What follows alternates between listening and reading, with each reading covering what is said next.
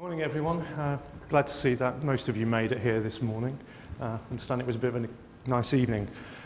I think James mentioned a couple of times I'm a psychologist. That C-Psychol there next to my name means chartered psychologist and not certified psychopath.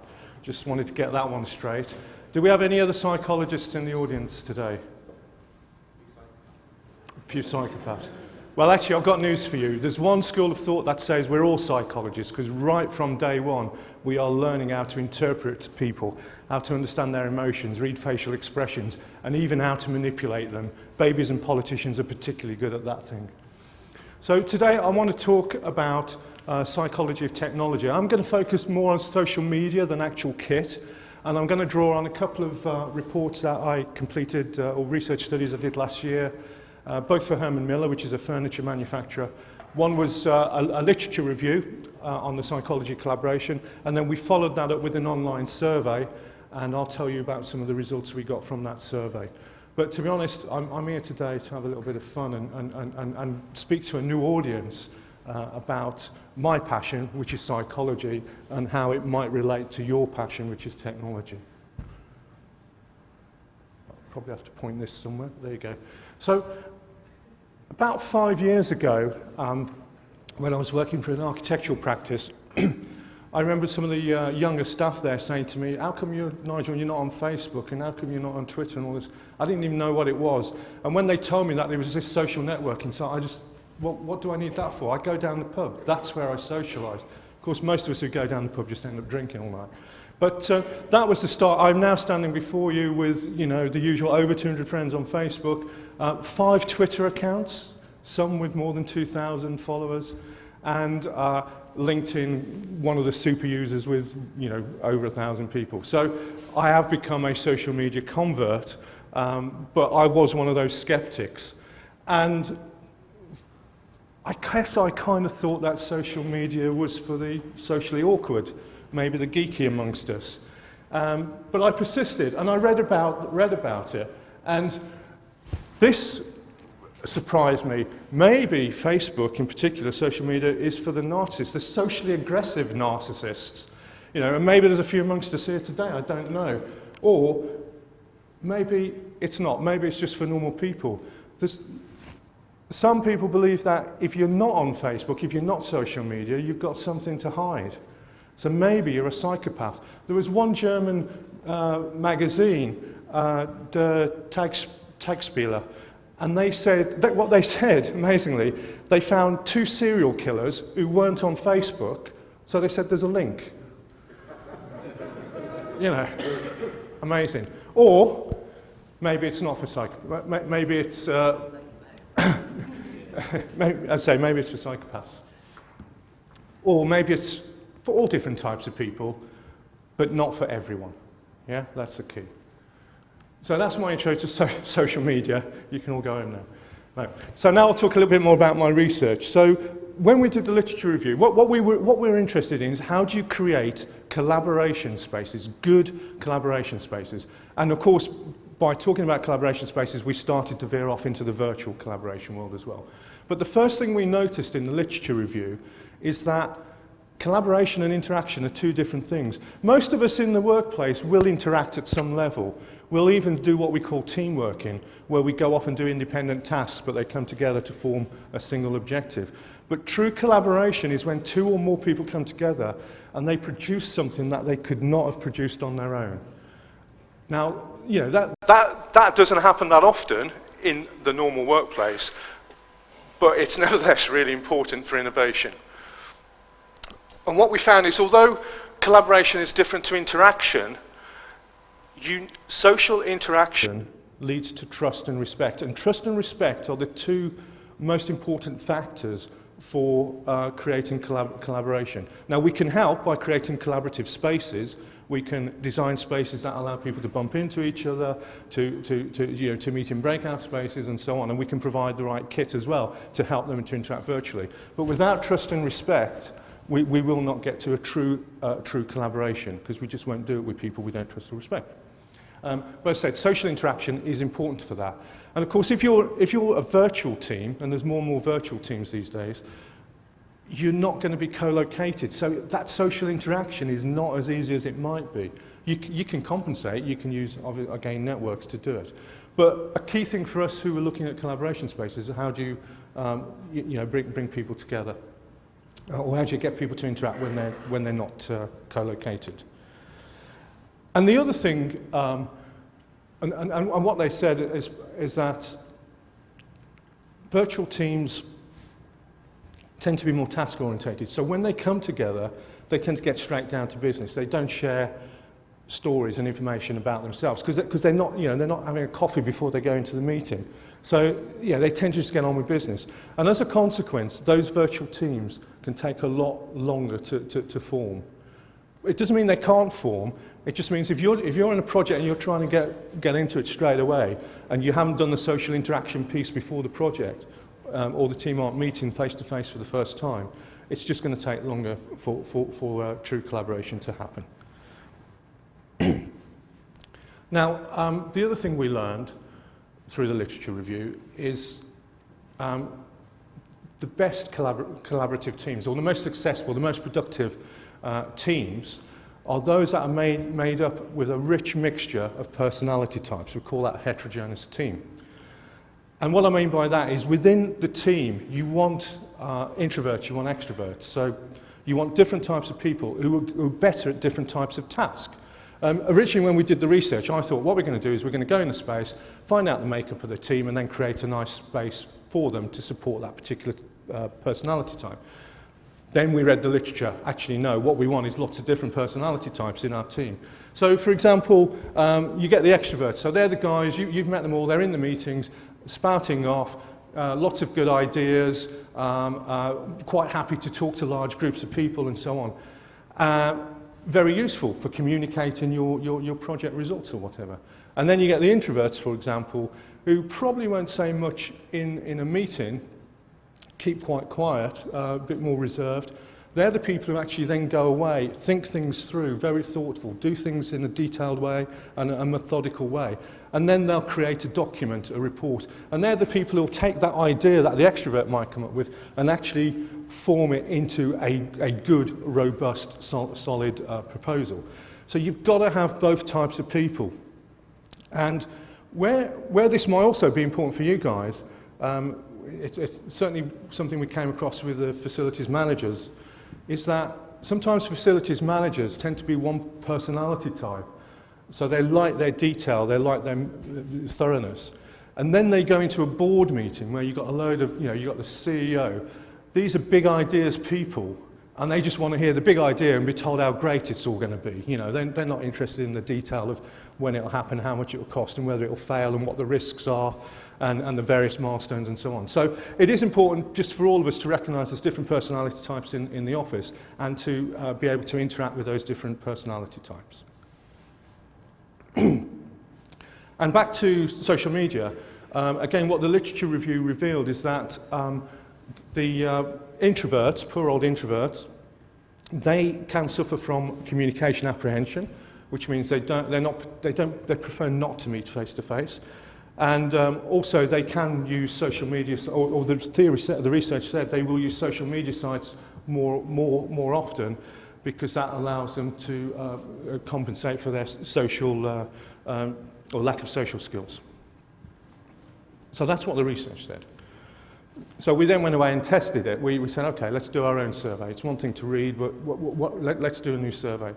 And we managed to get almost 1,000 people to respond to the survey. What we did is we got them to fill out a personality profile, and then we asked them where they prefer to meet, how they prefer to interact, and so on.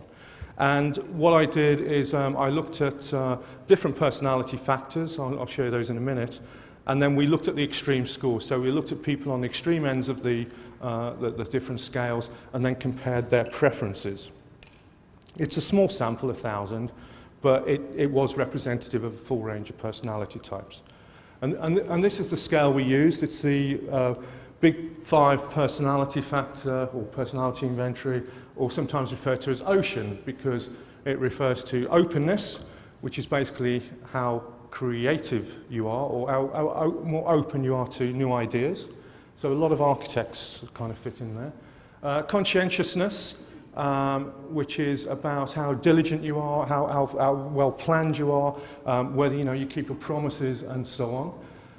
Extroversion, which I've mentioned already. So extroverts are the more socially outgoing people. They're thrill seekers, they're risk takers, big ideas people. Any extroverts in the audience? One. They normally get me, me over here. Any introverts in the audience, stand up on your chairs and wave. Then you get agreeableness, and agreeableness is basically that's how good you are at team working, how empathetic you are to your colleagues, whether you can work with them and so on. And then you get neurotic, which is the negative. The emotional stability is the positive side of neuroticism, but it wouldn't have made a very good acronym. So neurotic is basically about anxiety, how much anxiety you feel. So I'll share with you my results. And there you go. So I'm being very open with you here. So openness, not too bad. I do like new ideas, but I'm not a big art fan. Highly conscientious. I do like to keep my word, keep my promises. Extroversion, more on the extroversion side than the introversion. I'm quite happy to stand up and talk to people, but also I do like time out on my own. And agreeableness, I was in the top percentile of disagreeable, which obviously I disagree with. That's rubbish. But basically what that means is I challenge. I'm not happy to sit in a room and say, oh, that's wonderful, let's go on. I will challenge people all the time. And I'm highly neurotic as well, so quite a bit of a funny mix, actually. Now the wife, on the other hand, she's a bit different. So not as open as me. She is terribly disorganized. She cannot plan. She will, I do the thing, I call it, her name's Maggie, so I call it Greenwich Maggie time, GMT. So or General Maggie time. So I will lie to her. I say we're meeting an hour, I'll give her an hour's different time, just so we get there, even then late, but not very well planned. She's a bit introverted, good balance to my extroversion. A bit of a problem if I want to go down the pub and she wants to stay in and read a book. And she's stable compared to my neuroticism. But what this means is we're a good team. We're balancing each other's strengths and weaknesses. And as I said, good collaborative teams have got a mixture of personality types. So this is good. A bit of chalk and cheese is quite a good thing. So back to our survey and what we found. So the first thing we found is that our extroverts prefer to meet face-to-face, chat, whereas the introverts will definitely do more stuff through email. That is their preferred mode of communication. And you've all been there, you've all seen this. You'll be in the meeting and you're presenting a new idea and people are nodding their heads and a few people say, oh, that's a great idea, let's try this as well. There's a few people who are quiet who you don't worry about. And you go out of the meeting and you think, that went well. We've got to go, we're going to go ahead with this. Then you get the 20-page email from the introvert explaining line by line all the issues and details. But that's their way. And as I say, the key thing is to recognise that's the way, and it helps us all. The other thing is we found neurotics prefer to use email or documents when sharing information. So basically, they don't just want stuff to be said in public forum, they want things to be documented, they don't want to be misinterpreted. So their means of communication, again, tends to be more written. Whereas our emotionally stable people are quite happy to share things in public. And I mentioned earlier about the research, the literature review rather, said that more introverts are likely to use Facebook or social media and possibly more emails. But we didn't actually find that. This is just a correlation of people from introversion to extroversion on the scale, rated in percentage. And then this is the number of emails they send and the number of times they visit Facebook. And what you'll find is actually the more extroverted, the more emails they send and the more they use Facebook, which is not what the literature told us. And basically the theory here is that, yes, introverts do use social media for their social compensation, but extroverts, it's all about me. I want to tell the world, I want to talk to the world, I want to hear you. So they will use any means of communication to get their message out. So they swamp even the introverts with that. And the same with emails. I still think that the introverts will give you well thought through, detailed emails, but the extroverts, they'll respond to everything. And it'll just be a one-liner, and it'll just be them having their little say. So that's how social media works for introversion and extroversion. And just to put it in perspective, I mean, this was a couple of years ago, the numbers seem a little bit low, but 200 emails, on average, 200 emails sent a day, 12, this is at work, 12 on average, 12 visits to Facebook, 8 to LinkedIn, 3 to Twitter. I think they're quite low, but that's probably because I'm a high user, I think they're low. But it just shows you that we're still an email society, but it is changing by age, which we'll come on to. And a bit more on the survey results, the openness, so the people who are more open and more creative, we found that they are subscribed to more social media sites, and also they use LinkedIn more, so they're open to new ideas, this new technology, this newfangled social media. But the conscientious, those scored high and conscientious, they didn't use social media so much. And our theory there is, for them, it's not a work activity. You shouldn't be using Facebook or LinkedIn when you're at work. You should get your head down and just do your job. So, whereas, of course, we all know, don't we, that social media can actually help us perform better. This one's a little bit off-piste. We also ask people about how often they're in the office, and when they're in the office, what are they doing. This is more important for us who are designing office spaces, but I think also learning environments, because there's certainly a trend in workplace for designers to provide stimulating, buzzy, creative, noisy, open plan environments, which, to be honest, are great for the extrovert, but not so good for the introvert. And also, the job you do, so different personalities are attracted to different types of job. So, for example, finance guys who are into repetitive processing and so on, more likely to be introvert than extrovert.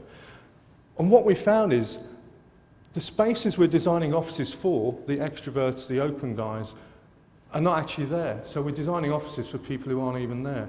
And I think we've just got to readdress that balance. As I said, that's more of a design issue than technology. Now, a couple of years ago, I was at a conference, and Marie Pubard from Johnson Controls put some graphic images up like this. And you can see here, they did a survey of next gen or millennials, and they found that most of them, 3/4 of them, said they were addicted to technology. They felt if they did not have access to their kit, that they were being punished, or even worse, they were on a diet. So, this is a real problem for some of the kids these days. And, they're 24/7, always on lifestyle. And down here as well, without their smartphone, they feel completely cut off and feel like they have no social life. So this is a little wave of stuff coming through, this kind of addiction to technology. Back to my favourite paper, the Daily Mail. They just reported that people are using their phone about 1,500 times a week. That's every 5 minutes. Looking at that, it's a smartphone, okay, you're surfing the web, you're using your social media, you're doing your emails, but every 5 minutes cannot be good for productivity.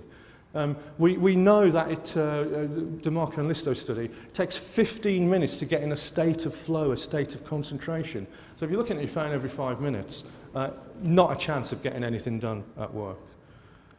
Does that ring a bell for some people? Are you all on your phones constantly? Probably now, under the table. Okay. And this was also recognised by Larry Rosen, who came up with this term, I disorder. A bit proprietary to me. I suspect he might have been sponsored by a... Well, no, he wouldn't have been sponsored by a particular company, because actually he says that our addiction to technology is destroying our capability to focus. It's causing symptoms of stress and tiredness and so on.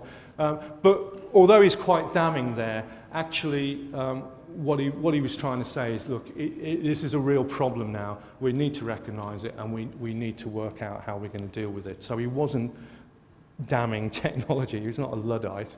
But he was saying it's potentially causing problems. And there's a whole new phrase now, cyber psychology, which I can see I might have to get into one day. So cyber psychology, it's up there on Wikipedia just for proof that it's real. And like Wikipedia, I don't know if have any of you ever tried to write a Wikipedia page? Yeah. Are you any of you the Wikipedia fascists that reject my pages? So, it is quite, I mean, it's amazing. You can do it any time of the day. You write stuff and someone will ping something back, you know. But what I do find with some of the Wikipedia pages is they can focus a bit more on the negative than the positive. So this whole page on cyber psychology, it doesn't talk about the benefits, it talks about the negatives, you know. The fact that people, you know, you can see they feel depressed, fear, I don't know what fear of missing out is, FOMO. Sleep deprivation is obviously quite important, addictive behaviour we get and so on. But yeah, they list these as the problems with social media. They don't talk about the benefits at all, which I just thought was a bit one-sided. I've got a more, I think a more urgent matter is the fact that now we have growing concern that some of the next generation of workers, the youngsters coming through, can have physical health problems. So, you know, some technology is leading to bad posture. They're using headphones at 80 dB, so they're impairing their hearing. And we, you know, it's been in the news all about the obesity because they're spending too much time at their computer and not enough time running around playing football. There's a funny little story there. I remember years ago, I was working on a Sunday, and my kids were bothering. This is when they were quite young. They were bothering. It was a lovely sunny afternoon. And I was trying to get a report done. They were like, Dad, come on, can we do something? Can we do something? I said, why don't you know, I looked outside, why don't you go and play football? It's a lovely day. Why don't you play football? And then it went all quiet. About an hour later, I thought, oh, it's very quiet. I can't see them. Wonder where they are. And I went inside, and they were playing FIFA 2000 or whatever on the, yeah. So, not doing enough exercise. I think that's more of a big problem. For design, workplace designers, I think that's going to be the problem we see in the future more than the addiction to social media. And my friend's an osteo, and he did a great talk a little while ago for us. And the number one osteo problem that he is seeing time and time again is this levator scapular pain. And basically, it's the two sides, it's the muscles at the two sides of the neck. And because the neck's 5 kilograms, and we're all doing that, like him there, we're all doing that thing. Shall we just watch when you've finished? We'll just wait for you. And obviously tweeting, just fine. I do it all the time. So the head's 5 kilograms, you're leaning forward, you're putting a lot of strain on your neck, and that's the biggest problem they're seeing. So, but again, this is all about education and behaviour, isn't it, and how we get people to use equipment properly. So back to some of my other survey results.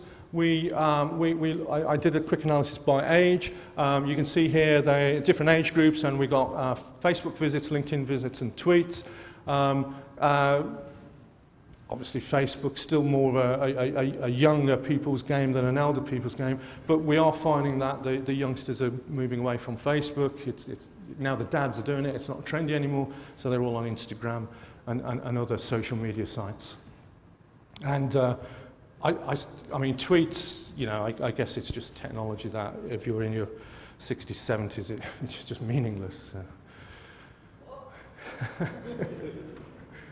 Or let's just say you weren't, you know, it came in after your time, after your heyday.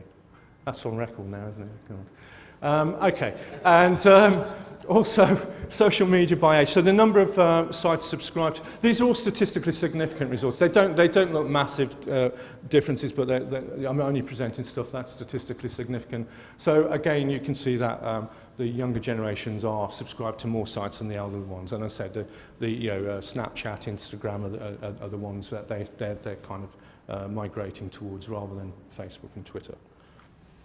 And email, again, so what we expect is younger generations using less email than the other ones. And you know, they're basically using social media to connect. It used to be texting, didn't it? You know, you contact people by texting. Now they're using social media, Messenger, Facebook Messenger is very popular, obviously, and so on. So, you know, people are starting to communicate in different ways, which I think ultimately affects how we use technology. And how we provide technology in different environments. But I wanted to just finish on a social note because there's been a lot of negative stuff there, and of course the Daily Mail and all that, they do pick up on the negative problems. But there's some positive stuff out there as well. This is a great report that's done by Australian, it's on an Australian government site, where they talk about all the positive benefits of social media. And there's some really, it is a nice report. It's quite uplifting. They recognise, there's going to be a few problems as well. But for them, I just love the fact that it's helping, the kids. They're creating content and they're sharing content. And they're building networks of like-minded people, not just from their own school and their own town, but globally. So there's lots of real benefits to social media, which is why it obviously will continue.